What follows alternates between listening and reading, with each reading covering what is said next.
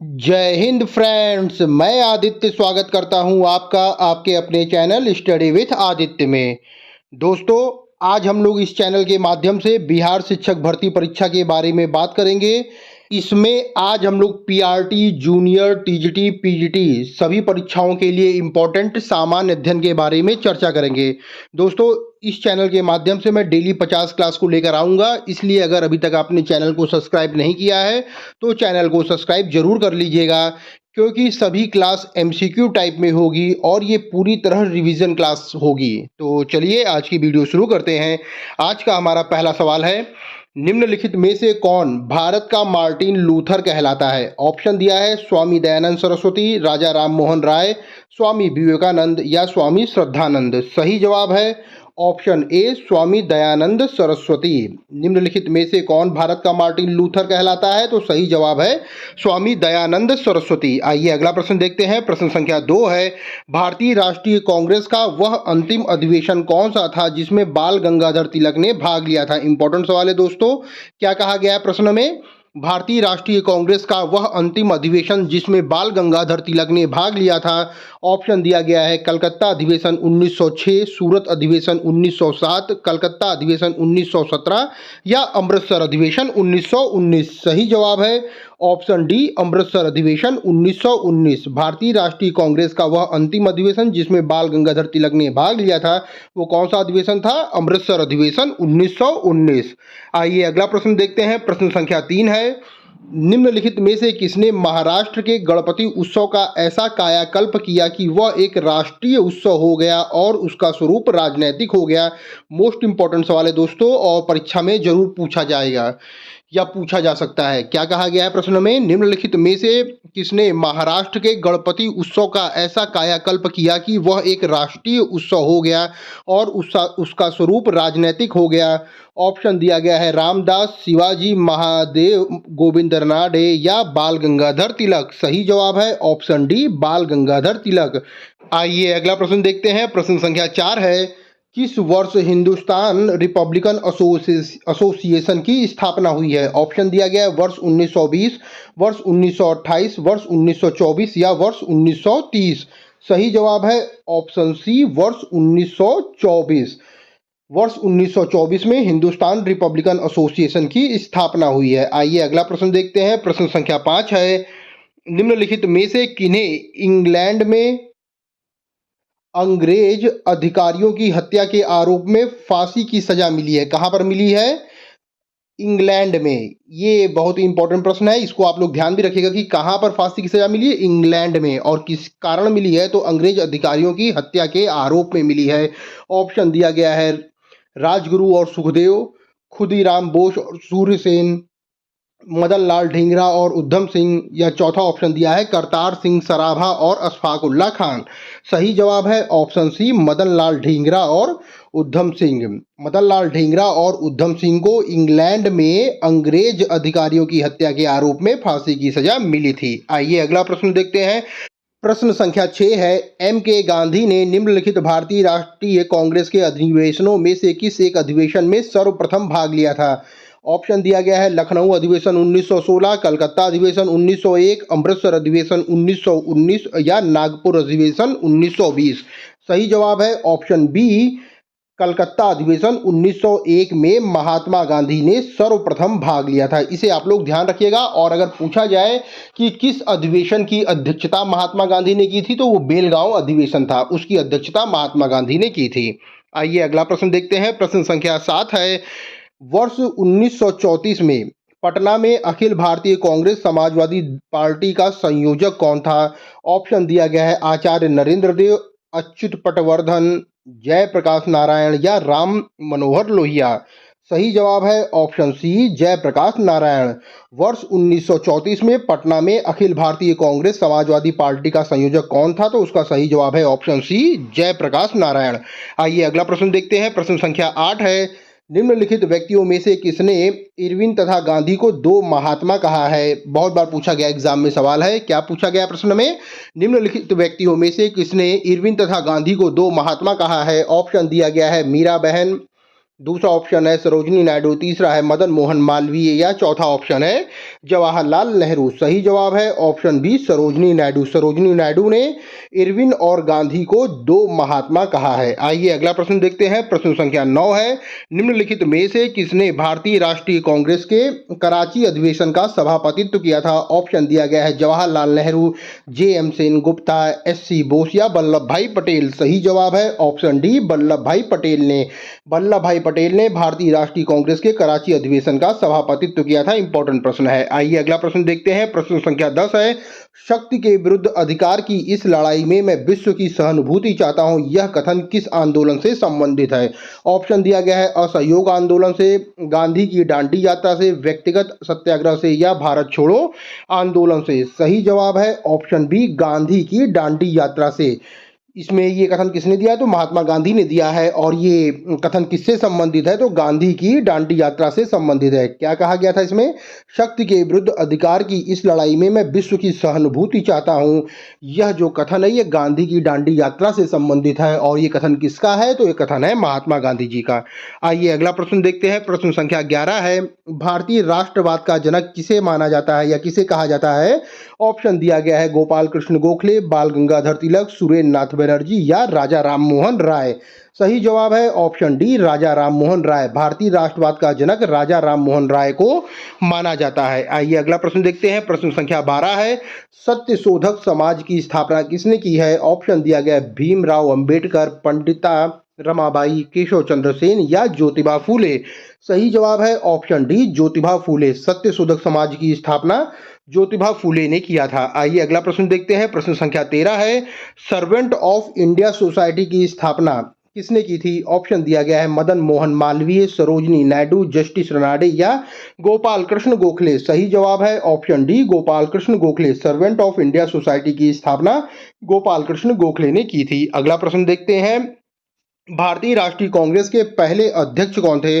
Option दिया गया है ए ओ ह्यूम, डब्ल्यू.सी. बनर्जी, दादा भाई नौरोजी या इनमें से कोई नहीं। सही जवाब है ऑप्शन बी डब्ल्यू.सी. बनर्जी। भारतीय राष्ट्रीय कांग्रेस के पहले अध्यक्ष डब्ल्यू.सी. बनर्जी यानी कि व्योमेश चंद्र बनर्जी जी थे। आइए अगला प्रश्न देखते हैं। प्रश्न संख्या 15 है, भारतीय राष्ट्रीय कांग्रेस की प्रथम महिला अध्यक्ष कौन थी? ऑप्शन दिया गया है श्रीमती एनी बेसेंट, कस्तूरबा गांधी, सरोजिनी नायडू या भक्ति लक्ष्मी देसाई। सही जवाब है ऑप्शन ए श्रीमती एनी बेसेंट। भारतीय राष्ट्रीय कांग्रेस की प्रथम महिला अध्यक्ष श्रीमती एनी बेसेंट थी। और अगर यहीं पर प्रश्न आता है कि भारतीय राष्ट्रीय कांग्रेस की प्रथम भारतीय महिला अध्यक्ष कौन थी, अगर यानी प्रश्न में भारतीय शब्द जुड़ा रहता है तो यहाँ पे कौन सा ऑप्शन सही होता है? तो यहाँ पर ऑप्शन सी सही होता है, सरोजिनी नायडू। लेकिन यहाँ पूछा गया है कि भारतीय राष्ट्रीय कांग्रेस की पहली महिला अध्यक्ष कौन थी? तो सही जवाब है ऑप्शन ए श्रीमती एनी बेसेंट। आइए अगला प्रश्न देखते हैं। प्रश्न में पूछा गया है कि मुस्लिम लीग का प्रथम अध्यक्ष कौन था? ऑप्शन दिया गया है आगा खां, हमीद खां, हसन खान या एम ए जिन्ना। तो सही जवाब है ऑप्शन ए आगा खां। मुस्लिम लीग का प्रथम अध्यक्ष आगा खां था। आइए अगला प्रश्न देखते हैं। प्रश्न संख्या 17 है, भारत संघ या इंडियन एसोसिएशन, बहुत बार एग्जाम में लिखा रहता है इंडियन एसोसिएशन, भारत संघ या इंडियन एसोसिएशन के संस्थापक कौन थे? ऑप्शन दिया गया है दादा भाई नौरोजी, ए ओ ह्यूम, बाल गंगाधर तिलक या सुरेंद्र नाथ बनर्जी। सही जवाब है ऑप्शन डी सुरेंद्र नाथ बनर्जी। भारत संघ के संस्थापक कौन थे? तो सही जवाब है इसका ऑप्शन डी सुरेंद्र नाथ बनर्जी। आइए अगला प्रश्न देखते हैं। प्रश्न संख्या 18 है, कलकत्ता में एशियाटिक सोसाइटी ऑफ बंगाल की स्थापना वर्ष 1784 में किसने किया था? बहुत बार पूछा गया सवाल है। क्या कहा गया है? कलकत्ता में एशियाटिक सोसाइटी ऑफ बंगाल की स्थापना वर्ष 1784 में किसने किया था? ऑप्शन दिया गया है Jonathan Duncan, Warren Hasting, William Jones या चार्ल्स ग्रांट। सही जवाब है ऑप्शन सी विलियम जोन्स ने। विलियम जोन्स ने क्या किया था? कलकत्ता में एशियाटिक सोसाइटी ऑफ बंगाल की स्थापना की थी। और कब किया था? वर्ष 1784 में किया था। आइए अगला प्रश्न देखते हैं। प्रश्न संख्या 19 है, निम्नलिखित में से किस आंदोलन के कारण भारतीय राष्ट्रीय कांग्रेस का विभाजन हुआ जिसके परिणामस्वरूप नरम दल और गरम दल का उद्भव हुआ? बहुत बार पूछा गया सवाल है। क्या कहा गया प्रश्न में? निम्नलिखित में से किस आंदोलन के कारण भारतीय राष्ट्रीय कांग्रेस का विभाजन हुआ जिसके परिणामस्वरूप नरम दल और गरम दल का उद्भव हुआ? सही ऑप्शन दिया गया है इसमें स्वदेशी आंदोलन, भारत छोड़ो आंदोलन, असहयोग आंदोलन या सविनय अवज्ञा आंदोलन। तो सही जवाब है ऑप्शन ए स्वदेशी आंदोलन। स्वदेशी आंदोलन के कारण भारतीय राष्ट्रीय कांग्रेस का विभाजन हुआ जिसके परिणामस्वरूप नरम दल और गरम दल का उद्भव हुआ है। आइए अगला प्रश्न देखते हैं। प्रश्न संख्या 20 है। किसने कहा था कि स्वतंत्र आलोचना और स्वतंत्र चिंतन एक क्रांतिकारी की दो विशेषताएं हैं? ऑप्शन दिया गया है भगत सिंह, राम प्रसाद बिस्मिल, सचिंद्र नाथ सन्याल या भगवती चरण वोहरा। सही जवाब है ऑप्शन ए भगत सिंह। भगत सिंह ने कहा था कि आलोचना और स्वतंत्र चिंतन एक क्रांतिकारी की दो विशेषताएं हैं। आइए अगला प्रश्न देखते हैं। प्रश्न संख्या 21 है।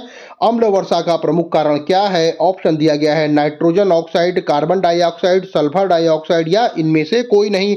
तो अम्ल वर्षा के बारे में पूछा गया तो अम्ल वर्षा का प्रमुख कारण है सल्फर डाइऑक्साइड, यानी कि ऑप्शन सी इसका राइट आंसर है। आइए अगला प्रश्न देखते हैं। प्रश्न संख्या 22 है। हवा में ध्वनि तरंगे होती हैं। हवा में ध्वनि तरंगे क्या होती हैं? अनुप्रस्थ होती हैं, अनुदैर्ध्य होती हैं, अनुप्रस्थ एवं अनुदैर्ध्य दोनों होती हैं या इसमें से कोई नहीं होती है? तो सही जवाब है ऑप्शन ए अनुदैर्ध्य होती हैं। हवा में ध्वनि तरंगे अनुदैर्ध्य होती हैं। आइए अगला प्रश्न देखते हैं। प्रश्न संख्या 23 है। क्या कहा गया इसमें? दाब का एसआई मात्रक क्या है? ऑप्शन दिया गया है न्यूटन, जूल, वॉट या पास्कल। सही जवाब है ऑप्शन डी पास्कल। दाब का जो एसआई मात्रक है उसका सही जवाब है पास्कल। आइए अगला प्रश्न देखते हैं। प्रश्न संख्या 24 है। बहुत बार पूछा गया प्रश्न है। क्या कहा गया है कि पृथ्वी की भूपटपटी पर सर्वाधिक उपलब्ध उपधातु कौन सी है? ऑप्शन दिया गया है गंधक, अभ्रक, जर्मेनियम या सिलिकॉन। सही जवाब है ऑप्शन डी सिलिकॉन। पृथ्वी की भूपटपटी पर सर्वाधिक उपलब्ध उपधातु कौन सी है? सही जवाब है सिलिकॉन है। आइए अगला प्रश्न देखते हैं। प्रश्न संख्या 25 है। वायुयान से गिरते पिंड में निम्नलिखित में से कौन सी ऊर्जा होगी? ऑप्शन दिया गया है स्थितिज ऊर्जा, गतिज ऊर्जा, यांत्रिक ऊर्जा या पलायन ऊर्जा। सही जवाब है ऑप्शन बी गतिज ऊर्जा। वायुयान से गिरते पिंड में कौन सी ऊर्जा होगी? तो इसका सही जवाब है ऑप्शन बी गतिज ऊर्जा होगी। आइए अगला प्रश्न देखते हैं। निम्नलिखित में से अधिकतम घर्षण बल किसमें होता है? ऑप्शन दिया गया है लकड़ी पर लकड़ी, स्टील पर स्टील, सूखी कंक्रीट पर रबड़ या भीगी कंक्रीट पर रबड़। सही जवाब है ऑप्शन सी सूखी कंक्रीट पर रबड़। निम्नलिखित में से अधिकतम घर्षण बल किसमें होता है? तो इसका सही जवाब है ऑप्शन सी सूखी कंक्रीट पर रबड़ में सर्वाधिक घर्षण बल होता है। आइए अगला प्रश्न देखते हैं। प्रश्न संख्या 27 है। किसी गतिमान पिंड के दूरी समय ग्राफ के ढाल से क्या पता चलता है? क्या कहा गया है प्रश्न में? किसी गतिमान पिंड के दूरी समय ग्राफ के ढाल से क्या पता चलता है? ऑप्शन दिया गया है चाल, चलित दूरी, त्वरण या दिशा। सही जवाब है ऑप्शन ए चाल। किसी गतिमान पिंड के दूरी समय ग्राफ की ढाल से उसकी चाल का पता चलता है। आइए अगला प्रश्न देखते हैं। प्रश्न संख्या 28 है। चुंबकीय क्षेत्र की तीव्रता का मात्रक निम्नलिखित में से क्या होता है? ऑप्शन दिया गया है वोल्ट एम्पियर, एम्पियर, टेस्ला या न्यूटन मीटर। सही जवाब है ऑप्शन सी टेस्ला। चुंबकीय क्षेत्र की तीव्रता का मात्रक क्या है? टेस्ला होता है। इंपॉर्टेंट सवाल है दोस्तों। आइए अगला प्रश्न देखते हैं। प्रश्न संख्या 29 है। निम्नलिखित में से कौन सा वसा पाचन एंजाइम है? क्या पूछा गया? वसा पाचन एंजाइम कौन सा है? ऑप्शन दिया गया है पेप्सिन, ट्रिप्सिन, लाइपेज या एमाइलेज। सही जवाब है ऑप्शन सी लाइपेज। लाइपेज जो है ये वसा पाचन एंजाइम है। आइए अगला प्रश्न देखते हैं। प्रश्न संख्या 30 है। निम्नलिखित में से मस्टर्ड गैस किसके प्रयोग से बनाई जाती है? ऑप्शन दिया गया है एथेन, मेथेन, एथिलीन या इसमें से कोई नहीं। सही जवाब है ऑप्शन सी एथिलीन।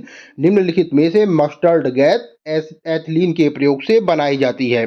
आइए अगला प्रश्न देखते हैं। प्रश्न संख्या 31 है। निम्नलिखित में से कौन कॉपर सल्फेट के विलयन का रंग होता है? क्या पूछा गया है? निम्नलिखित में से कौन सा रंग जो है वो कॉपर सल्फेट के विलयन का रंग होता है? ऑप्शन दिया गया है लाल, नीला, काला या पीला? सही जवाब है ऑप्शन बी नीला। जो नीला रंग होता है ये कॉपर सल्फेट के विलयन का रंग होता है, नीला रंग। आइए अगला प्रश्न देखते हैं। प्रश्न संख्या 32 है। पेपर वेट में वायु के बुलबुले का चमकना कौन सी घटना होती है? ऑप्शन दिया गया है अपवर्तन, विवर्तन, परावर्तन या पूर्ण आंतरिक परावर्तन। सही जवाब है ऑप्शन डी पूर्ण आंतरिक परावर्तन। पेपर वेट में वायु के बुलबुले का चमकना पूर्ण आंतरिक परावर्तन की घटना होती है। आइए अगला प्रश्न देखते हैं। प्रश्न संख्या 33 है। गोबर गैस संयंत्र का आविष्कार किसने किया था? ऑप्शन दिया गया है C V Desai, C V Raman, S K Mukherjee या एसके मिश्रा। सही जवाब है ऑप्शन ए सीवी देसाई ने गोबर गैस संयंत्र का आविष्कार सीवी देसाई ने किया था। आइए अगला प्रश्न देखते हैं। प्रश्न संख्या 34 है। विश्व की सबसे ऊंची इमारत कौन सी है? ऑप्शन दिया गया है Eiffel Tower, Petronas Tower, Sears Tower या बुर्ज खलीफा। सही जवाब है ऑप्शन डी बुर्ज खलीफा। विश्व की सबसे ऊंची इमारत कौन सी है? तो उसका सही जवाब है बुर्ज खलीफा। आइए अगला प्रश्न देखते हैं। प्रश्न संख्या 35 है। दमन और दीव को कौन सी खाड़ी अलग करती है? ऑप्शन दिया गया कच्छ की खाड़ी, खंबात की खाड़ी, बंगाल की खाड़ी या इसमें से कोई नहीं। सही जवाब है ऑप्शन बी खंबात की खाड़ी। दमन एवं दीव को खंबात की खाड़ी जो है वह अलग करती है। आइए अगला प्रश्न देखते हैं। प्रश्न संख्या 36 है। उत्तरी गोलार्ध में सबसे लंबा दिन किस तिथि को होता है? ऑप्शन दिया गया 21 मार्च, 23 सितंबर, 21 जून या 3 जुलाई। सही जवाब है ऑप्शन सी 21 जून। उत्तरी गोलार्ध में कहा, उत्तरी गोलार्ध में सबसे लंबा दिन जो है वो 21 जून को होता है। आइए अगला प्रश्न देखते हैं। प्रश्न संख्या 37 है। 7 पहाड़ियों का शहर किसे कहा जाता है? ऑप्शन दिया गया है वेटिकन सिटी, फिनलैंड, नॉर्वे या रोम। सही जवाब है ऑप्शन डी रोम को। 7 पहाड़ियों का शहर रोम को कहा जाता है। आइए अगला प्रश्न देखते हैं। प्रश्न संख्या 38 है। भारतीय पेट्रोलियम संस्थान कहाँ स्थित है? ऑप्शन दिया गया है देहरादून, गोवा, नागपुर या इंदौर। सही जवाब है ऑप्शन ए देहरादून। भारतीय पेट्रोलियम संस्थान जो है वो देहरादून में स्थित है। आइए अगला प्रश्न देखते हैं। प्रश्न संख्या 39 है। जर्मनी और पोलैंड के बीच की जो सीमा रेखा है वो क्या कहलाती है? क्या कहा गया है? जर्मनी और पोलैंड के बीच की सीमा रेखा क्या कहलाती है? ऑप्शन दिया गया है सीज फ्राइड रेखा, हिडनबर्ग रेखा, मैग्नीनॉट रेखा या मैनरहीन रेखा। सही जवाब है ऑप्शन बी हिडनबर्ग रेखा। जर्मनी और पोलैंड के बीच की जो सीमा रेखा है वह हिडनबर्ग रेखा कहलाती है। आइए अगला प्रश्न देखते हैं। प्रश्न संख्या 40 है। शेषनाग झील किस राज्य में अवस्थित है? ऑप्शन दिया गया है जम्मू कश्मीर, महाराष्ट्र, उत्तराखंड या छत्तीसगढ़। सही जवाब है ऑप्शन ए जम्मू कश्मीर राज्य में। शेषनाग झील जो है वो जम्मू कश्मीर राज्य में स्थित है। आइए अगला प्रश्न देखते हैं। प्रश्न संख्या 41 है।